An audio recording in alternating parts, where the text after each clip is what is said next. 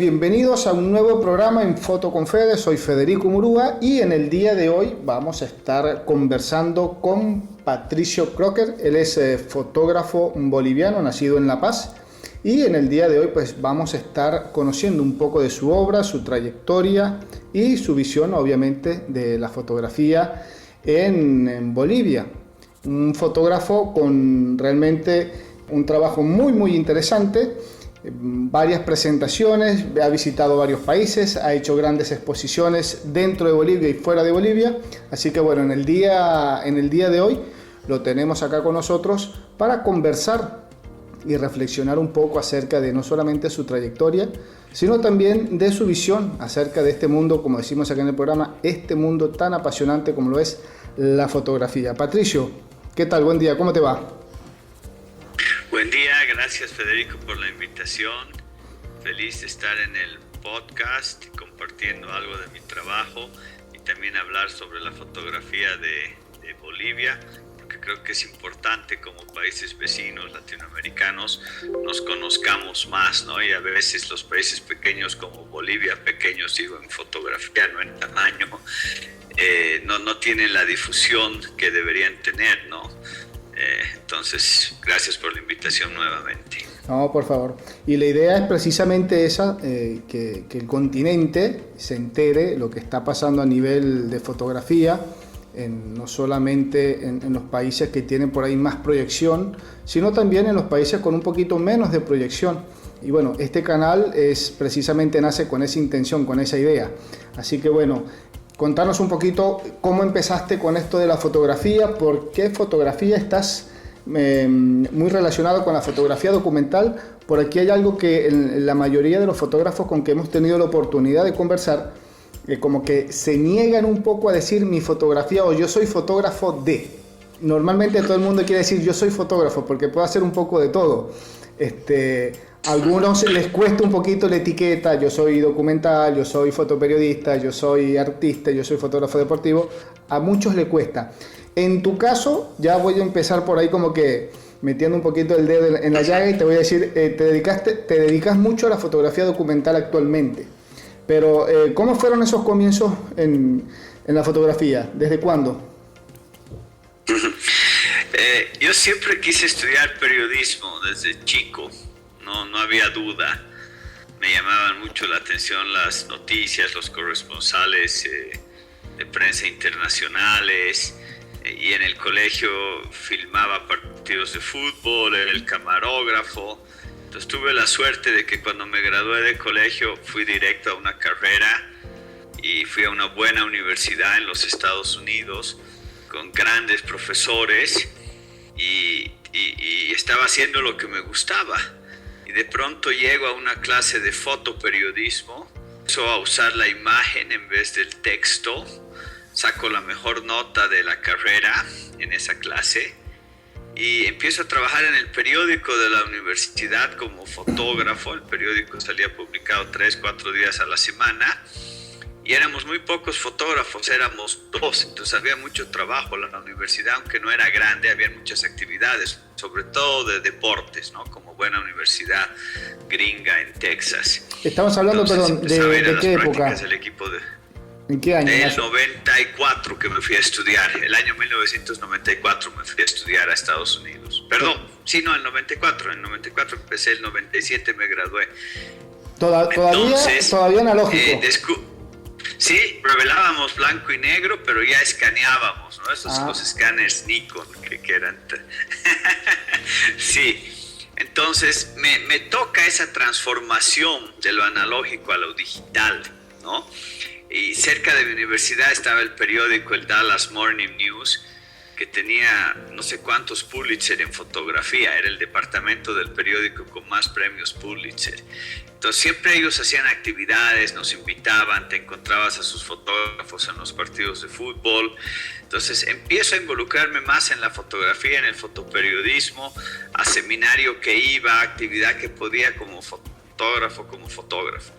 Y trabajando en el periódico de la universidad, aparte de que había trabajo y era divertido porque estabas en la cancha del estadio, en las canchas de tenis, o sea, tenías acceso a lo que el estudiante normal no tenía acceso, claro. Nos pagaban. Entonces cada viernes yo iba y recogía un cheque, 80, 60, 100, $120, ¿no? Entonces fue una mezcla de que seguía haciendo lo que me apasionaba con una gratificación económica. O sea, ¿qué más podía pedir uno Claro. estando en la universidad, no? Y sí, la verdad. Y vuelvo a Bolivia y descubro que había mucho por hacer en fotografía. La mayoría de los fotógrafos, por no decir todos los fotógrafos de prensa, eran autodidactas, grandes fotógrafos, especialistas, algunos en temas políticos, otros en fútbol principalmente, ¿no? De una generación poco mayor que yo. Y yo empiezo a trabajar como editor de fotografía en un diario muy grande, el diario La Razón. Porque claro, tenía un título universitario, acababa de llegar de Estados Unidos, ¿no? Pero me doy cuenta de que no era justo que el nuevo, el más joven, sea el jefe, ¿no? A fotógrafos que habían estado 10, 15, 20. Había una relación muy complicada en ese aspecto. Claro. Y tampoco había mucho apoyo de la redacción. Sí de la dirección, pero no de la redacción. Entonces, después de año y medio, de haber aprendido muchísimo, yo decido renunciar porque era mi hígado o yo. Y coincide en que me invitan a una expedición por el río Madre de Dios de Perú a Bolivia, 26 días navegando en canoas para conmemorar los 100 años de la migración japonesa a Bolivia. Me invita en ese entonces el embajador de Bolivia en Japón con unos chicos de una universidad, algún apoyo de la naval boliviana, y empezamos y hago esa travesía que me viene perfecto, ¿no? Después de ese año y medio en el diario, irme a la selva, olvidarme de todo, ¿no?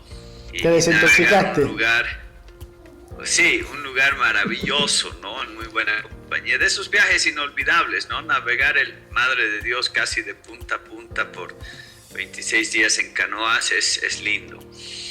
Y ahí empiezo a trabajar como freelance y ayudar a un amigo que tenía la colección de fotos antiguas más grande de Bolivia, privada. Archivos de Poznansky, de Tiahuanacu, de principios del siglo del 1900, de los hermanos Vargas, de Max Zule, hasta algo de Chambi y cámaras y todo. Yo lo ayudo a digitalizar parte de ese archivo que estaban en placas de vidrio todavía.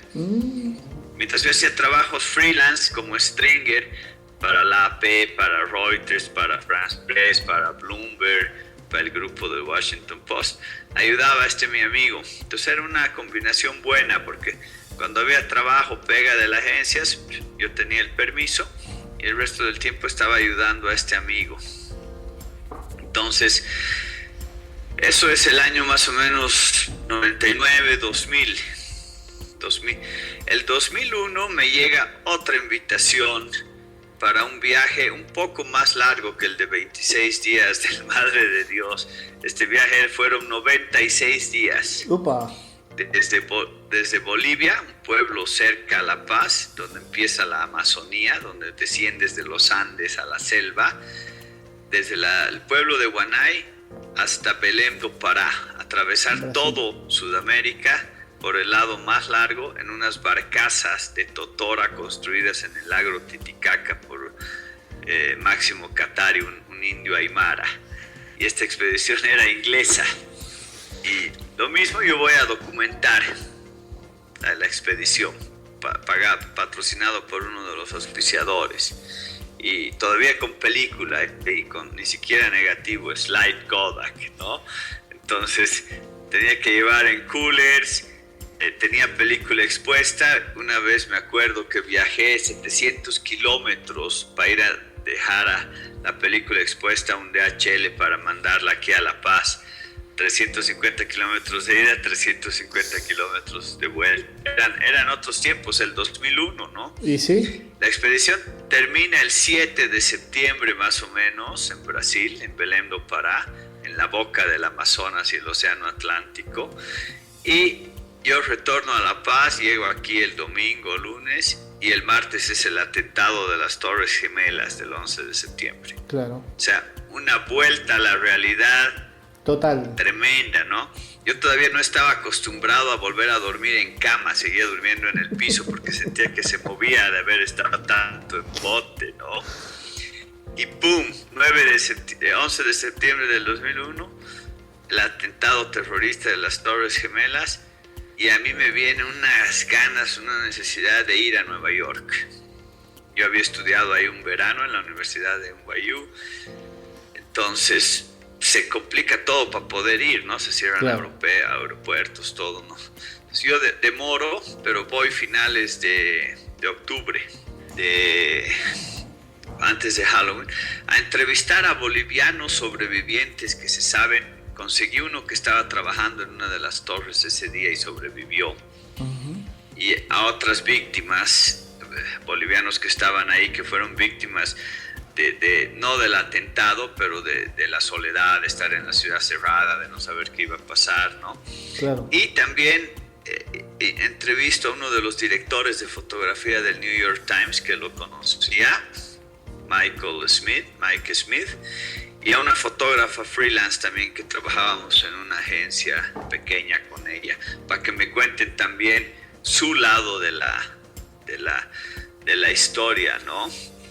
Entonces así empieza la década del 2000 al 2010, ¿no? Con esa travesía, con las Torres Gemelas, y de ahí en adelante trabajo como independiente, ya no colaboro con agencias. La última vez ha debido ser el 2005-6 con alguna agencia grande. Trabajo más para publicaciones, estoy trabajando ahora con algunos periódicos, publicaciones suecas, que son los que felizmente todavía pagan bien y le dan importancia a las fotos.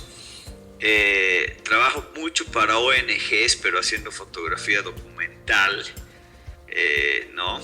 Y creo que ese también es un ámbito importante que se está viendo en el mundo, ¿no? La agencia Seven, los mismos de Magnum, cada vez trabajando más para organismos no gubernamentales, pero haciendo fotografía documental, ¿no? Y mientras yo pueda seguir haciendo ese tipo de fotografía o hasta algo de fotografía corporativa, dándole ese toque documental, también me interesa, ¿no? Entonces, el 2010 publico el libro de los salteños, inspirado en los americanos de Robert Frank, obviamente guardando todas las distancias, pero a mí ese trabajo me enamoró muchísimo y tuve la suerte de ver la retrospectiva en el museo, en el Metropolitan en Nueva York, de Robert Frank, los americanos, con las hojas de contacto originales, con la carta que escribió al Guggenheim para ganar la beca, o sea, una cosa fantástica, ¿no? Entonces, digo, ¿por qué no hacemos los salteños? La ciudad del Alto, vecina de La Paz, cumple 25 años en 2010, es mayor de edad, es una buena excusa para hacer un proyecto. Y conseguimos financiamiento para documentar la ciudad por 6 meses. Yo y otro fotógrafo que trabajaba conmigo que vivía en el Alto. Tener 2 miradas también, ¿no? Y yo trabajo también como editor.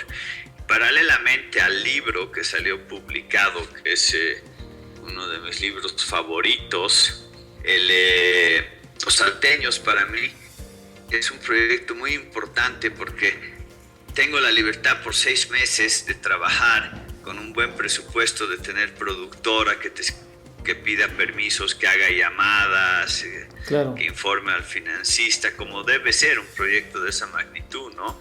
Teníamos cobertura para pagar guardaespaldas, porque era peligroso algunos de los lugares, sobre todo en la noche, ¿no? Y guías locales también, o sea, fixers locales y cosas así. Y paralelo del libro, pues ha quedado un archivo de más de 20,000 fotos de los salteños en su cumpleaños 25, ¿no? Entonces, creo que es importante también crear colecciones, ¿no? O sea, trabajos a largo plazo y no solamente historias pequeñas que contamos por trabajo o temas muy específicos. que se hacen igual de una fiesta, de una cosa así, pero también ir contando, buscando hitos y dejando esa constancia en fotografía, ¿no? En imagen, que creo que nuestros países con marcadas excepciones no le han dado el mérito o la importancia a los archivos fotográficos, ¿no? No se trata de recuperar fotos antiguas, sino de producir fotos nuevas e ir creando colecciones.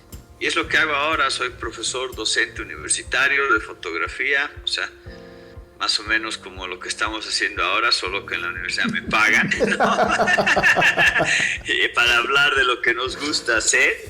Me parece fantástico, y de compartir la pasión que tenemos, porque yo creo que los que vivimos de la fotografía o tratamos de vivir de la fotografía, sobre todo tenemos que ser gente sensible y con curiosidad, ¿no? Yo siempre les digo, esos son los dos ingredientes más importantes para contar historias, la sensibilidad y la curiosidad, ¿no? Porque si no eres sensible, si no sientes lo que haces, va a ser difícil poder hacer a la gente que sienta algo. Y curioso es el preguntarte, si se ha hecho esto, ¿cómo lo hago diferente? Claro. ¿Cómo cuento esto? ¿Qué foto puedo sacar? ¿Cómo llamo la atención?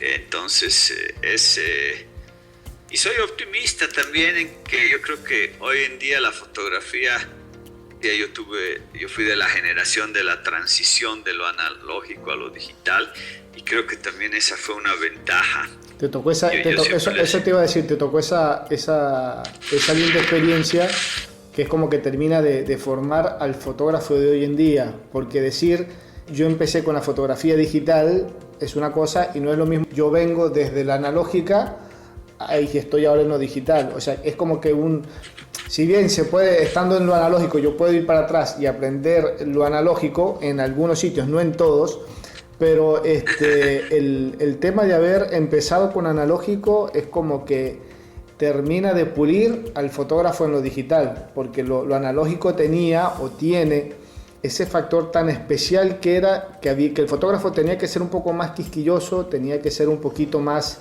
preciso a la hora de fotografiar, tenía que tener una idea más clara de lo que quería fotografiar, porque no teníamos la opción de hacer 1000 fotos en un día, o por lo menos si se hacían era demasiado costoso porque tenías que hacerlo con película y cada rollito había que comprarlo y después había que revelar. Entonces no es lo mismo que hoy en día, que te vas a un sitio X y ves un fotógrafo que está disparando en ráfaga y te hace 40 fotos en un minuto. Entonces yo digo que un poco ese bisturí de precisión que se tenía en aquella época hoy se ha perdido un poco. No quiero decir que lo que se haga hoy no está bien, es válido, pero antes teníamos que ser un poquito más cuidadosos, más analíticos, más precisos con lo que íbamos a fotografiar. Sí, yo agradezco ese haber estado en ese momento por lo que dices tú, por el oficio de la fotografía, viéndola así, de entrar al cuarto oscuro, de cuidar la película, del olor a químico, ¿no? De ese aprecio, digamos, a lo artesanal, a lo tangible, ¿no?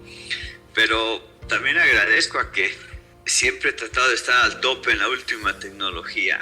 Claro, eres diseñador gráfico también, ¿estudiaste diseño gráfico? No, soy profesor en la carrera de diseño gráfico, pero profesor de fotografía, sí. Entonces, yo creo que para mí eso ha sido importante. O sea, fui uno de los primeros, si no el primer fotógrafo con dron bueno, todo serio, armado aquí para hacerlo. Y sigo diciendo yo, hay muchos pilotos de drones, pero pocos son fotógrafos con 20 años de experiencia y pilotos de dron, claro, ¿no? Y al final del día, igual en mis clases de fotografía o en talleres, seminarios, yo digo, cuando yo veo una buena foto, no me importa si es Canon de 50 megapíxeles o las nuevas mirrorless o un iPhone o un Huawei o un Samsung o película. Una buena foto te toca o no te toca, o sea, el equipo para mí es importante, es una herramienta, hay que conocerlo, hay que saberlo, y dependiendo tu especialización, tú ves que te conviene más. Pero yo creo que, por suerte, este último tiempo se ha ido disminuyendo la intensidad, porque antes nos encontrábamos fotógrafos en una cobertura, en un seminario, y se hablaba de la tecnología, que la nueva cámara, que el lente, que esto, que el otro. Creo que ya estamos tan saturados de eso, ya con tantos megapíxeles, con celulares. No terminaste de aprenderte un modelo que ya salió el nuevo. No terminaste de conocer tu cámara, que ya está saliendo uno nuevo y otro nuevo. Sí, pero creo que ya hemos llegado a un tope, al tope de la curva, yo diría, y estamos volviendo a hablar de la imagen. ¿Qué es lo importante? ¿Qué es lo importante? ¿No? Y eso me gusta, y eso lo estoy viendo en las nuevas generaciones, a lo menos aquí en Bolivia. ¿Ya? Más preocupados por la imagen, por el lenguaje, que por la cámara y los megapíxeles, ¿no? Porque hoy en día Sony, Nikon o Canon están un poco más, dependiendo en lo que hagas, si haces un poco más de video, pero yo creo que están todas iguales, ¿no? Por último, Sony fabrica los sensores para Nikon. Sí, así, y vamos a terminar con un híbrido. Y yo creo que también ya la gente se ha dado cuenta, sobre todo las nuevas generaciones, que la buena foto sale con una serie o se obtiene luego de una serie de estudio, de conocimiento, de aprendizaje, de manera de ver el mundo exterior y de saber qué es lo que quiero transmitir, porque eso no te lo hace la cámara, eso lo hace el fotógrafo. Esa visión tan personal la tienes el fotógrafo, y lo que él tiene acá en la cabeza, su experiencia de vida es lo que lo ayuda a hacer esa foto tan especial. Y eso no hay cámara hasta el día de hoy que te lo haga automáticamente. Entonces, por más actualizada, moderna, costosa, grande que sea la cámara y llamativa, no va a funcionar, no va a servir desde el punto de vista artístico para hacer esa foto que uno pretende hacer o que le gustaría hacer o que quiere dar a conocer. Yo creo que la gente se ha dado cuenta de eso. Correcto, 100%, ¿no? Entonces, yo he visto eso hace unos ya 2, tal vez 3 años en la nueva generación, que ya no es tanto la tecnología, la cámara, sino el contenido, la historia, el lenguaje, ¿no? Y eso creo que es bueno. Claro. Igual son modas, ¿no? Las DSLR, ahora las mirrorless. Y tú hablas con Canon y te dicen, ¿qué equipo tiene? No, a usted no le conviene, tiene mucha inversión. y en 10, 15 años va a volver la DSLR como está volviendo la película. Exactamente. También lo que yo digo, llega el momento donde la persona, el fotógrafo, sabe ya qué estilo de fotografía quiere hacer, qué trabajo quiere hacer. Y se va a dar cuenta que no necesita una cámara o tan actualizada o tan costosa para hacer el trabajo. También eso influye mucho. Sí. Cuando yo entiendo qué tipo de fotografía quiero hacer, entiendo qué equipo me va a ser útil. Y después nos vamos ajustando. Sí. Y lo que hablabas tú también al principio de que a veces a los fotógrafos nos cuesta encasillarnos, ¿no? Fotógrafo de naturaleza, fotógrafo de vida silvestre. Honestamente, aquí en Bolivia la fotografía es muy amplia, ¿no? Todavía hay mucho estudio fotográfico, así de foto de carnet, de la pareja. De hecho, una chica de la nueva generación, Kelly Ledesma, en Santa Cruz, para un libro que edité yo sobre 24 horas en Santa Cruz, hizo toda una serie de un estudio fotográfico donde van cierta gente de cierta región de Bolivia, migrantes internos de Bolivia que viven en Santa Cruz, y van a hacerse estos retratos, las amigas, la pareja, el novio, chicas muy jóvenes, y nunca dan sus nombres, entonces son los Marios y Marías. Pero me encanta porque le siguen dando la importancia a tener su impresión, que esa es otra cosa importante. No nos olvidemos que la fotografía no es la cámara, los megapíxeles, la fotografía es lo que queda impreso. Bueno, antes se hacían fotos para imprimirlas y hoy en día eso se está perdiendo. Y si hay algo que puede preocupar es eso para mí, ¿no? Sí. Que los archivos digitales se pierden más fácilmente que una colección impresa o un fotolibro o un libro de fotos, ¿no? Entonces por eso también creo en esta importancia de crear las colecciones y las publicaciones, ¿no? Porque al final eso es lo que va a quedar en el tiempo. Hace poco estuve conversando con Pablo Vuelvas, él es fotógrafo Colombia, y surgió ese comentario de que yo le decía desde mi punto, una apreciación muy personal, digo, respeto a quien piense lo contrario, pero digo, para mí, en lo personal, no es foto hasta que no esté impreso. Antes de ser impreso, no es más que una imagen. Y lo que yo le comentaba es que por ahí me preocupa un poco el hecho de que hoy en día, con el tema de la digitalización, hay muchísimo trabajo fotográfico que no se conoce porque está archivado en una computadora. Antes, con lo analógico, había que imprimir y ya tenías algo en físico, ya tenías algo concreto que era más fácil de mostrar, incluso se veía más porque ya estaba impreso, era más fácil de exhibir. Hoy en día, así como salimos y en vez de hacer 30 fotos, hacemos 2000, ¿cuántas de esas 2000 fotos terminamos enseñando? ¿Y en qué formato? Entonces digo, por ahí me preocupa un poco desde el punto de vista de lo que hablamos hace un comienzo, lo cultural, la historia, cómo la venimos narrando, lo que conocemos hoy en día, 2021, de nuestro pasado, es a través de las fotos que estaban en físico. Entonces digo, la historia actual, ¿cómo la vamos a conocer dentro de 40, 50 años?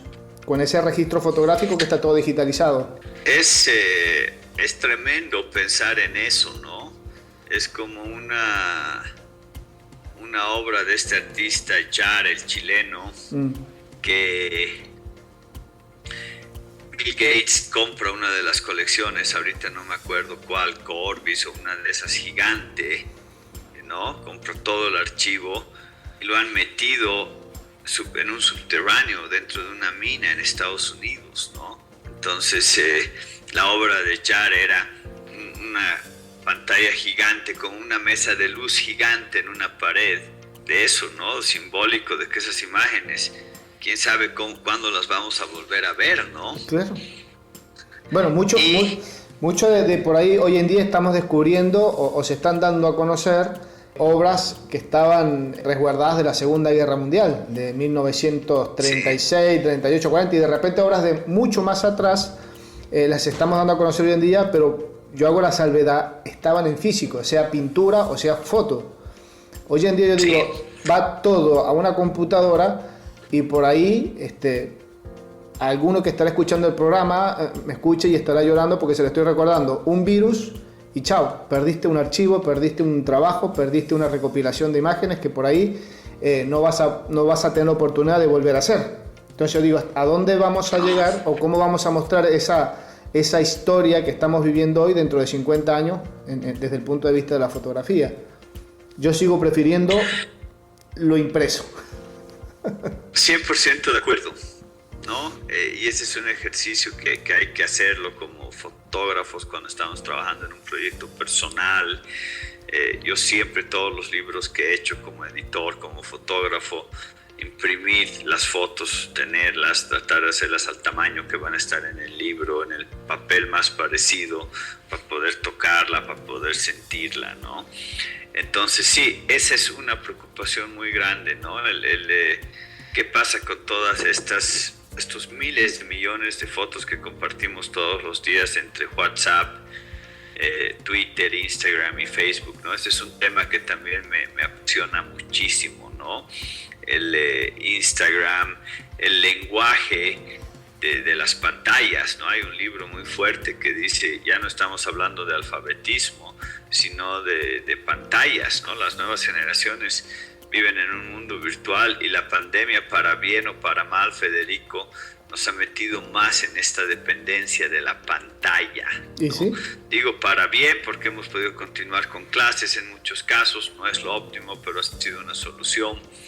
Y no sé si para mal porque ya nos ha vuelto más egoístas, ¿no? Aunque estamos más en casa, mis hijos tienen colegio de 8 a 3 y media, en la pantalla, en la computadora, y nosotros adictos al móvil, ¿no? Es una adicción, o sea, uno trata de menos, pero te ves otra vez. Entonces, yo creo que también en eso estamos llegando al tope de la curva, ¿no? Porque sigue siendo novedad todas las aplicaciones, claro, y cosas. Y poco a poco nos vamos a dar cuenta, por suerte el humano en eso siempre hemos ido mejorando, de que esto es malo, ¿no? Entonces mejor... Claro. Sí, no, sí, es que yo creo que lo importante hoy en día es tener en cuenta que este año y medio que tenemos irregular, es eso, es un año y medio irregular, y que en un momento determinado, ojalá que sea pronto, vamos a volver al ritmo habitual que teníamos, y tenemos que estar claro que lo de emergencia que estamos haciendo hoy en día hay que dejarlo y volver al ritmo normal de vida. O sea, menos computadora, menos digitalización. Estamos claros que hay muchas cosas que van a quedar porque se han dado un beneficio productivo positivo, pero no es lo todo. O sea, tenemos que volver a las oficinas, tenemos que volver al campo de trabajo, tenemos que salir más, tenemos que conectarnos más. Yo creo que ahora también por ahí vamos a empezar a valorar el hecho del contacto físico, de los amigos, los proyectos, de vamos a tal campo, vamos a salir para acá, vamos a buscarlo, vamos a reunirnos, que es algo que por ahí nos falta muchísimo. Estamos haciendo en este momento una ventaja, es esto, tenemos la oportunidad, sí. Tú estás en Bolivia, yo estoy acá en Argentina, y tenemos la facilidad de que estamos conversando como si estuviéramos uno al lado del otro, pero no es lo mismo. Sí. Yo cambiaría todo esto por tenerte sentado acá al lado con el micrófono y compartiendo personalmente, viendo los trabajos, viendo algunas cosas que por ahí empresas pueden venir, y nunca va a ser lo mismo. Es como que 100%. Te veo la cara pero no te conozco, una cosa así, se siente como que esa lejanía. Sí. Pero la imagen sigue jugando un rol increíble, ¿no? O sea, vivimos en un mundo de pantallas, ¿no? Entonces, la imagen, se comparte más imágenes que texto, voz, o sea, entonces yo creo que hay mucho para reflexionar sobre la imagen, sí, muchísimo. Sobre los archivos, sobre esto de crear colecciones. Por eso yo creo que es tan importante darse cuenta que hay que invertir en esa producción, ¿no? Y teniendo un bicentenario del país, que es el proyecto que te mandé la información, el de crear la colección del bicentenario para el 2025, para mí es una excusa perfecta, ¿no? Porque ese era un proyecto desempolvado que yo tenía para el censo de Bolivia, el último censo que se hizo hace 10 años o más, que era paralelamente al censo estadístico, que es una data muy fría, se haga un censo en imágenes, cómo vivíamos, cómo vestíamos, cómo eran los mercados, los automóviles, o sea, y ahora que la tecnología, los drones, tantas cosas se pueden hacer magníficas, ¿no? Sin gran costo. Ese proyecto nunca se llevó a cabo por X o Z, aunque los funcionarios del INE, del Instituto Nacional de Estadística, todos esos matemáticos, estadísticos, gente súper fría, cuando les hicimos la presentación del proyecto, se emocionaron, algunos lloraron, porque les mostramos, pues les tocamos otras cosas, ¿no? Claro. Y el proyecto, yo creo que por eso dije, pucha, tengo la suerte de que voy a vivir en un bicentenario, es una fecha importante. Justo yo voy a cumplir 50 años en 2025. O sea, hay muchas cosas que se suman. A mí me gusta el número 5, el 2, el 7. Nací el año del 25 de febrero del 75. No hay muchos los 2, impares. 7. Sí, el bicentenario es 2025 y yo voy a cumplir 50. Digo, qué mejor regalo para mis 50 años. Y casi 30 como fotógrafo, que dejar esta colección para el bicentenario del país. Lo que nunca me imaginé, Federico, era el proyecto. Para mí tenía que durar 7 años, y ya te lo dije, número 7. Claro. Además, un proyecto de esta naturaleza merece ese tiempo, ¿no? Sí, no, la verdad que sí. Debería ser una colección. Entonces empiezo el 2018, el 6 de agosto, el Día de la Independencia, con Viene octubre, noviembre del 2019, la renuncia de Evo Morales, el supuesto fraude hasta ahora no probado, pero fraude electoral, toda esta crisis política, ¿no? Primero todos los auspiciadores me decían, no, es año de elecciones, nadie sabe qué va a pasar, y se entendía, ¿no? La situación estaba complicada, y viene esa crisis que termina con muertos, con conflicto, un país duro, y cuando deberíamos haber estado teniendo las elecciones, ¿no? Que se tenían que rehacer, empieza la pandemia. Claro. ¿No? Sí, tenés nadie un año y medio muerto ahí prácticamente. Pero también de una creación súper importante, porque esos dos eventos los he podido documentar felizmente mucho, entonces van a ser como un capítulo en esta colección, ¿no? O sea, la crisis política y la pandemia, ¿no? Y de ahí nacen subproyectos como en las elecciones de octubre ya del 2020, la elección en pandemia. Yo le propongo al presidente del Tribunal Supremo Electoral, un tipo intelectual con el que yo ya había hecho un libro para los 25 años de la democracia en Bolivia, de documentar esta elección histórica porque se repetía después de un fraude, por la situación política y por la pandemia. Y él le encanta la idea y hemos hecho un archivo entre 12 fotógrafos, 8 en Bolivia y 4 fuera de Bolivia, y he tenido la gran satisfacción de trabajar con Walter Astrada, que estaba aquí y es amigo mío ese día, ¿no? Y hemos creado un archivo de 1600 fotos de la previa de campañas, del trabajo de los tribunales electorales, del día de la elección, el 80% debe ser, del conteo de votos y la entrega de credenciales ya a las autoridades electas. Entonces, ha sido importante también que esta entidad pública invierta con un fondo de una fundación en los Estados Unidos en crear una colección, ¿no? Y quede esa documentación también para el órgano estatal, ¿no? Y va a quedar un libro con las mejores 120 fotos. Y para mí ese es el premio, la satisfacción más grande, ¿no? Y sí, tenés en tu recorrido tenés exposiciones en Bolivia, en Brasil, en Chile, en Paraguay y también en Italia. Sí. Exposiciones. Algo de esas exposiciones, me imagino, estoy aquí alucinando un poco, me voy al comienzo de nuestra conversación, tienen que ver con ese recorrido que hiciste desde Bolivia hasta Brasil por el río. ¿Hay algún trabajo hiciste con eso? Me imagino que sí. Sí. En el Museo Nacional de Arte en La Paz, que yo la verdad no creía que me iban no a dejar, a permitir o a invitarme a exponer ahí, porque yo era muy joven, ¿no? Y sí, y entonces al retorno del viaje del Amazonas de 96 días se hizo una exposición muy linda ahí. Se hizo un catálogo y después esa exposición fue al Museo Nacional de Arte Contemporáneo. Afuera de Bolivia ese trabajo no lo he mostrado.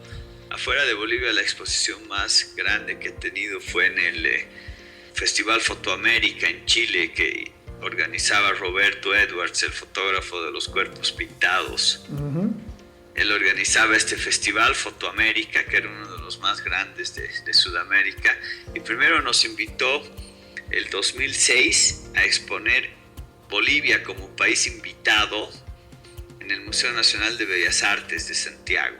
Y llevamos la hoja de contacto de la foto del archivo de don Freddy Alborta, el fotógrafo que fotografió el cadáver del Che. Uh-huh. La famosa foto que parece Cristo echado, ¿no? Uh-huh. Cuando lo bajan de la cruz con el militar apuntando el dedo. O sea, la foto hecha en Bolivia por un boliviano más famosa a nivel mundial hasta el día de hoy, ¿no? Él ya había fallecido, lamentablemente, pero su familia nos presta fotos originales y escaneamos el contacto y se lo imprime gigante. Por primera vez se muestra el contacto.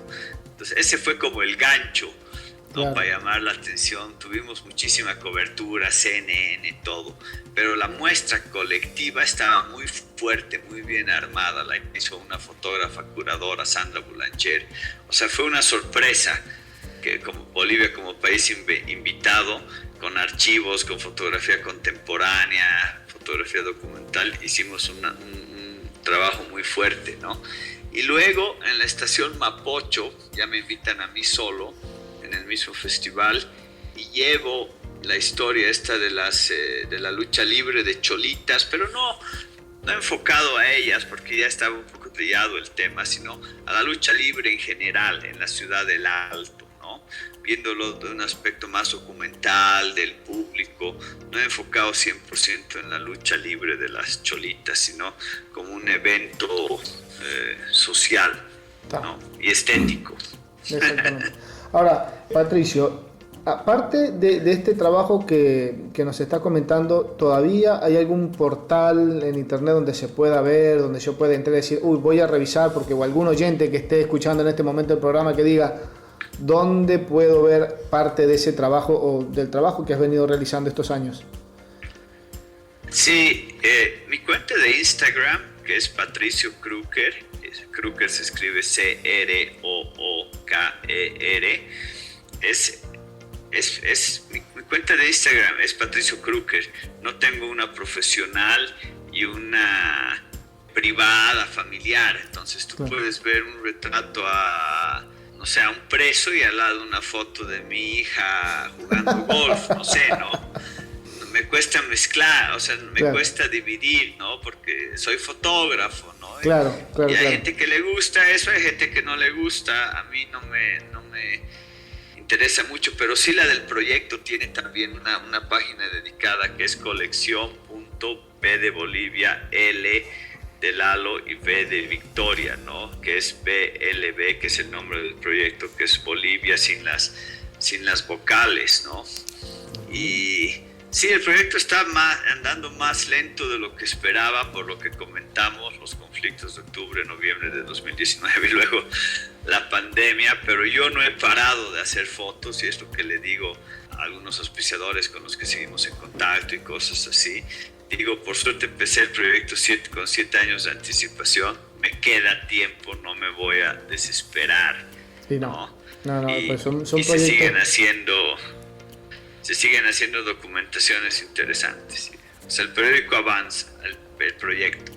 Son proyectos como los llaman algunos de largo aliento, que llevan tiempo, pero los resultados realmente valen la pena después ver para atrás y decir todo lo que tuve que esperar o todo lo que por lo que tuve que pasar para dejar, porque son documentos históricos, en este caso, que permanecen por años y años y años y que van a ser apreciados por generaciones enteras, obras con el cual después se van a identificar, van a decir, mira cómo era, mira cómo se celebró, mira por todas las transiciones que se pasó, los hechos para esa época, qué tan distintos o qué tan parecidos son a esta realidad de dentro de, 50 años más.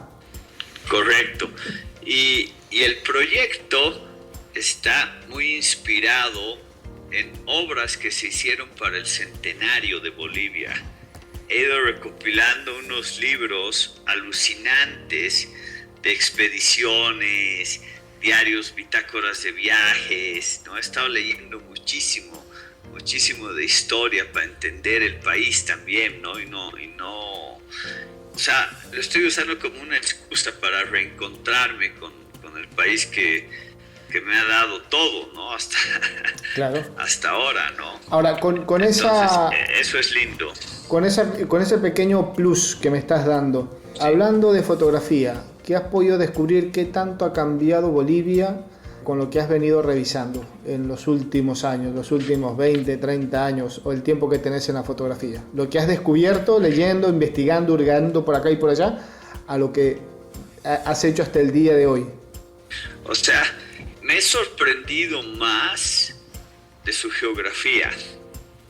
Y un libro que he leído hace poco, escrito para poco después del centenario, que se llama El Macizo Boliviano, y habla de esta tremenda cordillera que divide a un país bruscamente en dos, ¿no? O sea, y Bolivia tiene problemas de regionalismo muy fuertes, se han visto cuando estaba Evo, durante su caída, el gobierno de Áñez, ahora. Entonces es una cuestión importante, yo creo, esa de cada vez entender más la geografía para entender su gente, su cultura, la idiosincrasia, ¿no?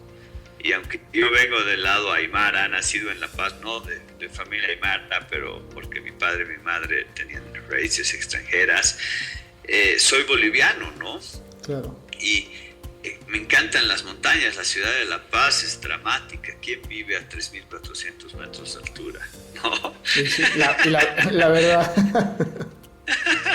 No es el lugar ideal, ¿no? No. Es el campo base, campo alto en muchas montañas de Europa, ¿no? Y sí. Y entonces me ha dado también el proyecto ese incentivo y esa excusa para empezar a conocer sus montañas.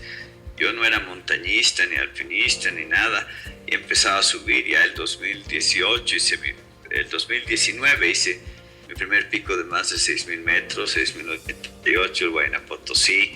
Entonces la idea también es esa, ¿no? Pues quiero atravesar el Salar de Uyuni caminando, no por el lado más ancho ni nada, no me interesa batir ningún récord, pero caminarlo y tal vez invitar a alguien interesante. Tengo un par de opciones para caminar, 2-3 días, sacando fotos, viendo, hablando. Y también guardar esas experiencias, porque es lo que queremos hacer con el proyecto, ¿no? Diarios de viajes, vamos a donar toda esta bibliografía que yo he usado como inspiración, ¿no?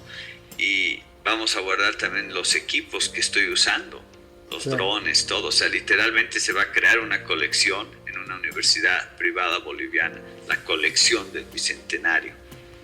Con las fotos, con los objetos, con el GPS que usamos para que en 50, 100 años se caguen de la risa diciendo, con ese dron, con ese GPS estaba... Tal cual.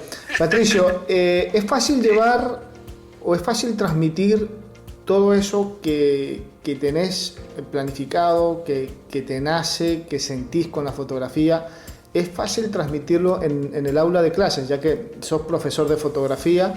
Y me imagino que tenés ahí un grupo por ahí interesante para decir, sentís que estás delante de un grupo que, bueno, acá puedo reproducir toda mi experiencia, lo puedo multiplicar y de acá puede salir, qué sé yo, 2, 3, yo con mi nivel de locura, de alucinación, de ingenio, de creatividad, de ganas de hacer. ¿Es fácil transmitir todo eso o por ahí se hace un poquito, te entienden el mensaje o cuesta un poquito más?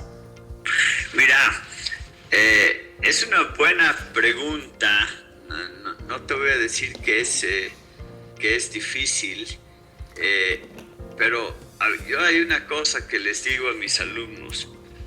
A mí me apasiona lo que hago y muchas de las clases yo les muestro trabajos recientes que hice esos días o que estoy editando, como para que sientan, ¿no? Claro. Entonces, para mí es esa transmisión de la pasión primero, ¿no? Porque no es, no estamos aprendiendo el código tributario, ¿no? ¿Me entiendes? No es una clase de derecho así muy específica. Es una cosa, y en la Facultad de Diseño Gráfico y Comunicación Visual, que nuestro negocio es la creatividad, ¿no? Entonces, sí, en eso creo que tengo también suerte de poder transmitir esa pasión, y siempre vas a agarrar a 2 o 3 chicos que, aunque sea para dibujante, pero le vas a dar la pasión, esa chispa, ¿no? Y está bien. Y claro, te soy sincero, en la nueva generación de fotógrafos, Federico, están haciendo cosas geniales aquí en Bolivia. Guara Vargas ya está como exploradora de National Geographic, el Manuel Sewane, la Sara Guara, o sea, hay mucha gente, nuevos chicos que están haciendo cosas sensacionales, ¿no? Tuvimos la suerte el 2018 de tener el campamento de 20 fotógrafos, Bolivia 2018 en Concepción, en Las Misiones, organizado por este grupo de colombianos, ¿no? Auspiciado por la National Geographic. 86 fotógrafos de casi todo el mundo, principalmente Latinoamérica, reunidos 8 días en la Chiquitanía, en una zona desconocida de Bolivia, produciendo material. Estaba Cristina de Midel, estaban fotógrafos de mucha trayectoria, editores y todo, ¿no? Y fue una semana genial de un encuentro de creación y de hacer una red de amistades. Y ahorita muchísimos de esos chicos y chicas que estuvieron como alumnos, como editores o como teníamos 3, un rango más de editor, no me acuerdo qué se decía, están haciendo cosas sensacionales, ¿no? Ganando WordPress fotos, publicando en grandes publicaciones y todo eso. Entonces yo creo que ha habido un incentivo bueno para las nuevas generaciones, no solo por mi parte, sino también por otros fotógrafos que están haciendo también otro tipo de fotografía, pero que son buenas historias de éxito. Y cada vez hay más chicos animándose a estudiar fotografía, cine, sonido, ese tipo de cosas que son las que se necesitan en el mundo otra vez visual y de pantallas que vivimos, ¿no? Y sí, tal cual. Bueno, por ahí ya hemos conversado con Guara, nos prometió una entrevista por ahí a finales de este mes, así que bueno, ya lo tengo ahí reservadito para conversar también con ella y aprovechar pues eso que me estás comentando ahora. Mira, hemos hecho una muy buena investigación, me parece, en cuanto a fotógrafos emergentes que vienen haciendo trabajos realmente bastante interesantes. Bueno, Patricio, la verdad, la nota está espectacular, la entrevista. Hay muchísimas cosas que me quedan por ahí pendientes para conversar, para preguntarte. Como lo digo yo siempre en el programa, ya estás en la lista de fotógrafos de este programa, ya estás en nuestra pequeña lista ahí. Entonces, no es esta la única entrevista que vamos a tener. Por ahí, cuando tengas cosas, me queda mucho por preguntar, por hablar contigo. Así que en cualquier momento, en cualquier otro, por ahí de repente espero tener la primicia. Te voy a comprometer hoy, tengo la audiencia de testigos, te voy a comprometer en que seas la primera entrevista cuando publiques el libro del Bicentenario de Bolivia, tengamos la primicia de hablar de ese trabajo cuando esté listo. Falta claro todavía sí. Unos añitos, pero ya te estoy comprometiendo. Así que, no, hablando en serio, esperemos que, bueno, sigamos en contacto, vamos a seguir hablando, vamos a seguir conversando sobre fotografía, todo lo que esté sucediendo en Bolivia, fotográficamente hablando. Me haces un mensajito y nos ponemos en contacto, grabamos algo para que todos nuestros oyentes desde Estados Unidos y un poquito más allá, hasta acá hasta Buenos Aires y un poquito más abajo, se enteren y bueno, ¿por qué no? Formen parte, se animen. En Bolivia nos escuchamos bastante, así que ahí tienen información, lo que está pasando, lo que sucede fotográficamente en Bolivia, que es muy interesante. Nutre un poco esa historia latinoamericana que parece mentira, pero es un punto que convergen muchos fotógrafos de muchos países que dicen, estamos volviendo al interés por el pasado, por nuestros orígenes, y eso me parece que es algo muy interesante porque habla no sé, no me gusta decir un renacer porque es como que hubiésemos muerto, pero sí de una segunda valoración a nuestras raíces, a nuestros orígenes. Y de que somos los fotógrafos de nuestros países, y la pandemia tal vez eso de bueno tiene, como era difícil desplazarse, ya no llegaba, y como era una cosa global también tenías que cubrir en todo el mundo, desde tu casa hasta tu, ¿no? Se han obligado las grandes revistas y todo a trabajar y contratar fotógrafos locales. ¿Y sí? O sea, para que podamos ser nosotros los que contemos claro. nuestra historia y no tenga que llegar un gringo que ganó la WordPress Photo y mostrarme el altiplano, ¿no? Claro, o por ahí también favoreció esta situación que más de un fotógrafo abriera la puerta de su casa, saliera al patio a hacer fotos y se diera cuenta lo que tiene ahí en su zona, en su ciudad, también. En el país, en su región, porque también sí. Si bien tenemos una limitante de decir no puedo viajar a hacer tal o tal proyecto fuera del país, bueno, pero me voy a permitir viajar dentro del país y hacer algún trabajo para aprovechar el tiempo, y se encuentra con que está haciendo el gran trabajo. Entonces por ahí también eso es algo muy positivo que nos está dejando que nos están dejando estos tiempos tan irregulares. Correcto, 100% de acuerdo. Bueno, Patricio, muchísimas gracias por la entrevista, por la oportunidad. Y una pregunta que me queda por ahí, que le estoy haciendo últimamente a nuestros invitados. Si yo aterrizo mañana en Bolivia con mi cámara de foto, ¿qué no puedo dejar de fotografiar? No la conozco, no la conozco más que por televisión, y espero en algún momento visitar Bolivia, pero si yo llego mañana con mi cámara de foto al aeropuerto y digo, ¿y de acá a dónde voy? Yo te diría irte a esta zona de las Misiones en Santa Cruz, donde están los coros de niños, hay también colonias menonitas, ¿no? Es una Bolivia todavía desconocida fuera de nuestras fronteras, ¿no? Bolivia sigue siendo la imagen del altiplano, de la montaña, de la Aymara, ¿no? O sea, Bolivia también tiene una ciudad ahora que es la más grande, que es Santa Cruz, y es un motor agrícola, y toda esa zona de las misiones, que son iglesias construidas por los jesuitas con mucha historia, ¿no? Y la cultura y la gente, también todavía muchos indígenas, y hay fiestas muy lindas. La fiesta de San Ignacio de Mojos, ahí en el Beni, en la Amazonía boliviana, es una de las cosas más alucinantes que hay, ¿no? Todavía con sus vestimentas típicas, y son fiestas que duran 3, 4, 5 días, ¿no? Con máscaras, artesanías. O sea, realmente es una Bolivia poco explotada fuera de nuestras fronteras, porque el Salar de Uyuni, el lago Titicaca, esos lugares turísticos sí son lindos, el Carnaval de Oruro, pero la zona de las misiones. A mí me falta todavía conocer el Chaco de Bolivia, eso es una deuda pendiente, pero tenemos también en naturaleza, ¿no? Claro, por supuesto. Selvas, que es un poco lo que estaba haciendo la semana pasada, ¿no? La explotación de oro está tremenda en las tierras bajas, que es un tema bastante complicado. Bueno, por ahí ya tenemos un motivo, una excusa para un próximo encuentro, cuando ya tengas ese proyecto ya casi que en el horno, en el buen camino desarrollado, pues conversar un poquito sobre ese proyecto y proyectos a futuro.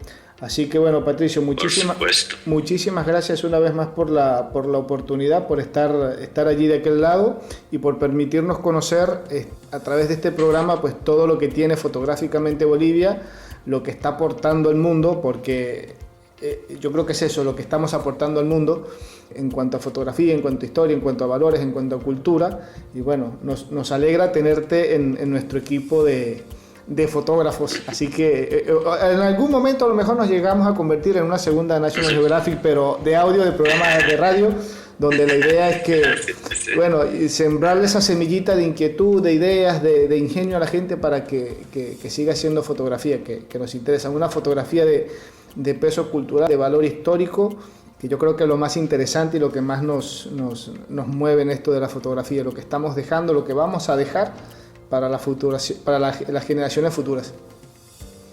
Genial. Gracias, Federico, y nuevamente felicidades por el programa. Bueno, muchísimas gracias. Estamos en contacto. Hasta luego. Claro que sí, gracias. Chao, buenas noches.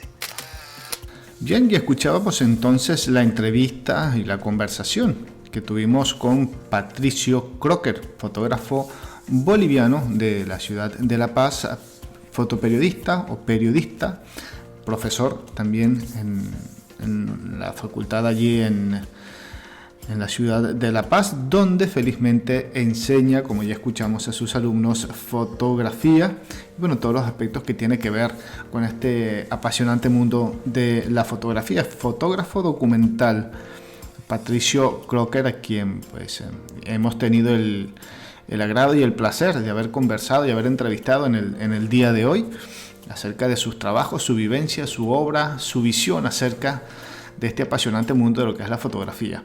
Ya lo saben que nos pueden escribir a través de nuestra cuenta en Instagram, estamos como @fotoconfede, estamos en el proceso de cambios de redes sociales, así que pues pueden dejarnos por allí sus comentarios, sus anécdotas, sus impresiones acerca del programa, a quienes quieres que entrevistemos por este canal. Siguen las entrevistas, siguen los ciclos de conversación con fotógrafos latinoamericanos y algunos españoles que andan por allí dando la talla, dando la pelea a nivel internacional en el mundo de la fotografía. Así que no te pierdas los programas que vienen, porque realmente, como lo venimos diciendo, están muy interesantes.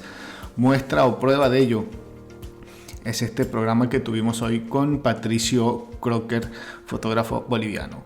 Bien, soy Federico Murúa y esto fue todo por el programa del día de hoy. Nos encontramos nuevamente en el transcurso de la semana, donde tendremos un programa de corte similar. Chau, hasta luego.